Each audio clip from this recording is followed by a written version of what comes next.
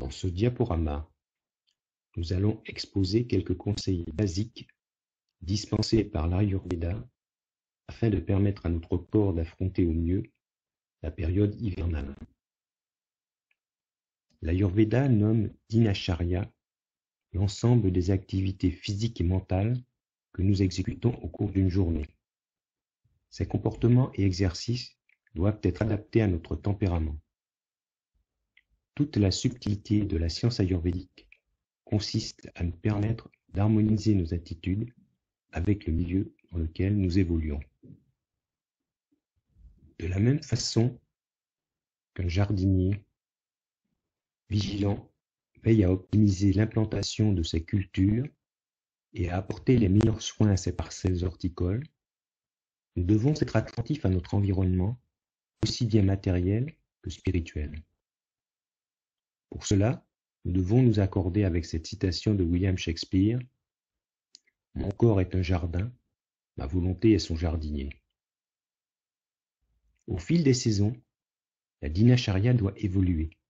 On parle ainsi de Ritucharya, Ritu désignant la saison.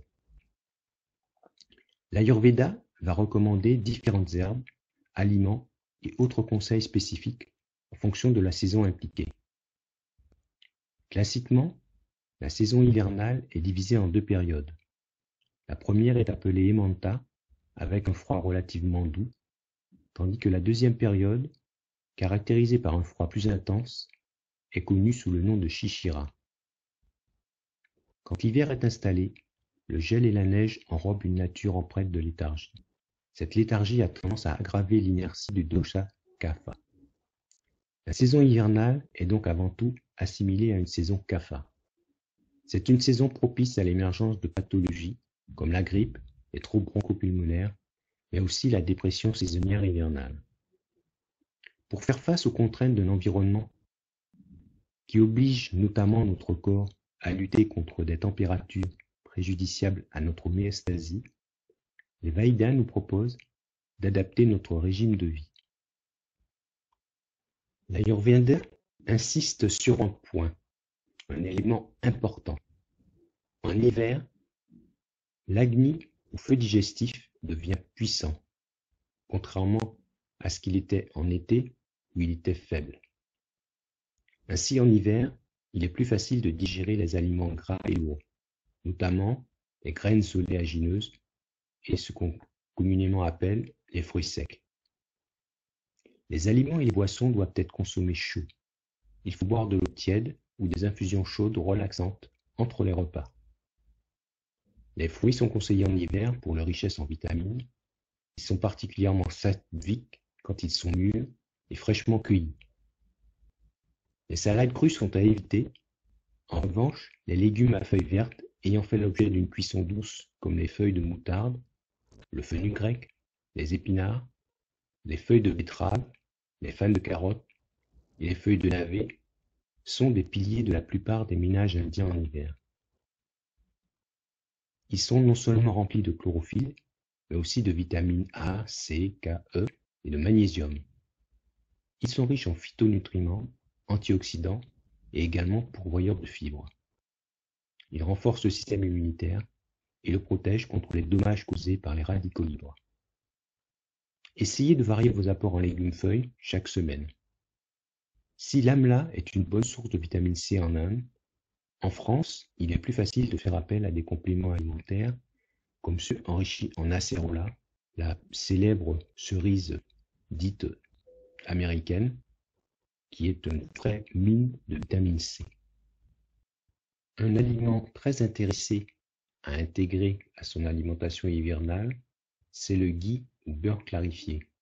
En Inde, le ghee est réputé pour améliorer l'intelligence et augmenter la puissance du corps. Pour l'Ayurveda, il aide à équilibrer Agni, le feu digestif. Le ghee peut être obtenu par un procédé simple de filtration appelé clarification. La technique permet de séparer trois éléments importants qui constituent le beurre, la caséine, le petit lait et les lipides. Le ghee est une fraction purement lipidique qui a la propriété de beaucoup mieux se conserver. C'est un incontournable dans la cuisine indienne, aussi bien pour ses utilisations culinaires que médicinales. Il possède un net arôme de noisette et il a la propriété remarquable de sublimer la saveur des épices que l'on y fait frire. Le ghee aide à l'assimilation et à l'absorption des nutriments. Il est nourrissant et contribue à la lubrification des tissus. Incorporez une cuillerée de ghee dans la soupe ou le dal juste avant de servir. Vous pouvez également l'ajouter au riz cuit. Il convient pour les 3 doshas, mais le type kapha doit en consommer modérément, bien évidemment, du fait de la teneur en gras dont il est pourvu. Le ghee est un excipient fondamental de la médecine ayurvédique, aussi bien pour les préparations à avaler que pour les préparations dermatologiques. Il permet de potentialiser les propriétés de certaines herbes ayurvédiques. Une cuillerée à café dans du lait chaud épicé avec du gingembre constituera un bon tonique général. On l'utilise pur dans le panchakarma, fameux processus de désintoxication du corps utilisé dans les cures ayurvédiques. Il permet en effet de ramener les toxines dans le système digestif et favorise ainsi leur élimination. Le ghee est très efficace pour les problèmes de peau, notamment en cas de sécheresse cutanée et de brûlure. Il sert de base pour confectionner des onguents très nourrissants pour la peau. Dans la fin de cet exposé, nous allons apporter des informations sur 3 épices qui sont particulièrement conseillées en hiver: le curcuma, le gingembre et le basilic. Commençons par le curcuma. Le curcuma, nom botanique, curcuma longa, c'est une épice réputée pour son potentiel antioxydant et c'est un indispensable pour renforcer l'immunité. Le curcuma possède un Nusha Virya, c'est-à-dire une énergie réchauffante. Il est connu pour ses vertus antimicrobiennes. Il renforce le système immunitaire, il atténue la dépression, l'anxiété et d'autres dysfonctionnements cognitifs. Il est proposé pour traiter divers troubles inflammatoires et soulager les douleurs arthritiques, rhumatismales ou menstruelles. Les Védas l'utilisent dans le traitement de diverses inflammations cutanées, en particulier les brûlures causées par la radiothérapie. Comment l'utiliser? Simplement, on peut ajouter du rhizome séché râpé à l'alimentation quotidienne. Selon la tolérance digestive et le tempérament, il est facile de mélanger soit du lait animal, soit du lait végétal pour en consommer régulièrement. On conseille d'en prendre de 1,5 à 3 g par jour, ce qui correspond à environ 60 mg jusqu'à 200 mg de curcuminoïdes. Cette quantité équivaut à peu près à ce qu'un hindou consomme dans une journée par le biais de l'incontournable curry. On peut aussi l'utiliser en infusion de poudre de rhizome et on peut en boire 2 tasses par jour. Le curcuma est aussi connu sous le nom de safran des Indes et est utilisé comme épice, comme colorant dans les préparations alimentaires. Cette épice est classée comme amère et légèrement piquante en Ayurveda. Les chercheurs ont pu isoler dans les rhizomes de curcuma des substances auxquelles on a donné le nom de curcuminoïdes. La curcumine en constitue environ 90%. Il s'agit d'antioxydants très puissants qui expliquent les nombreuses propriétés du curcuma. Une autre épice particulièrement conseillée en hiver est le gingembre. Le gingembre, nom botanique Zingiber officinale, c'est le compagnon de tous les délicieux repas indiens. Le rhizome de gingembre est une épice réputée, notamment pour renforcer le système immunitaire. Le gingembre normalise le feu digestif et réduit l'accumulation de hama, des toxines, ce qui survient lorsque le processus de digestion est imparfait. La formation d'hama est un facteur clé inducteur, notamment de troubles physiologiques affectant la sphère ORL, avec comme manifestation des symptômes pseudo-grippaux.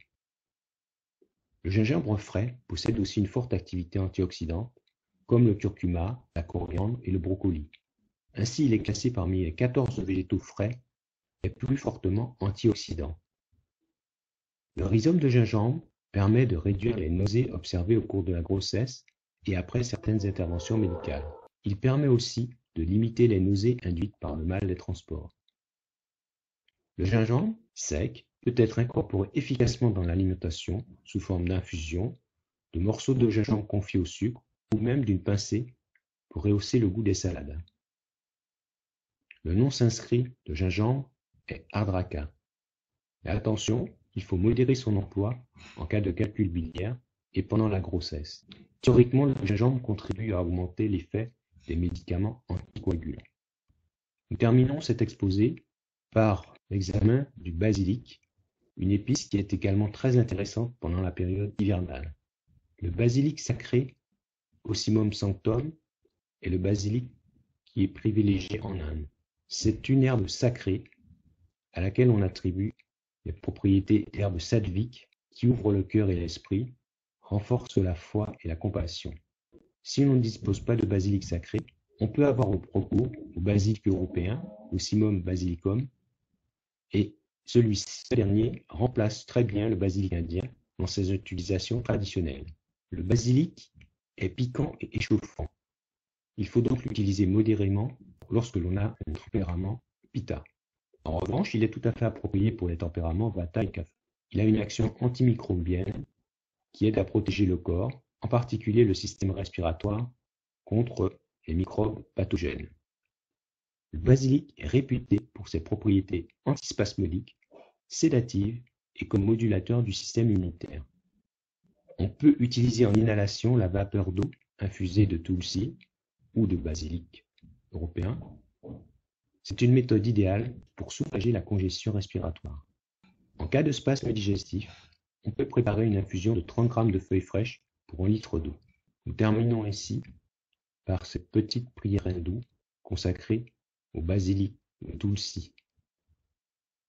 Mère Tulasi, toi qui apportes la joie au cœur de Govinda, je te cueille pour le culte de Vishnu. Sans toi, bienheureuse, toute œuvre est stérile. C'est pourquoi je te cueille. À bientôt. Merci.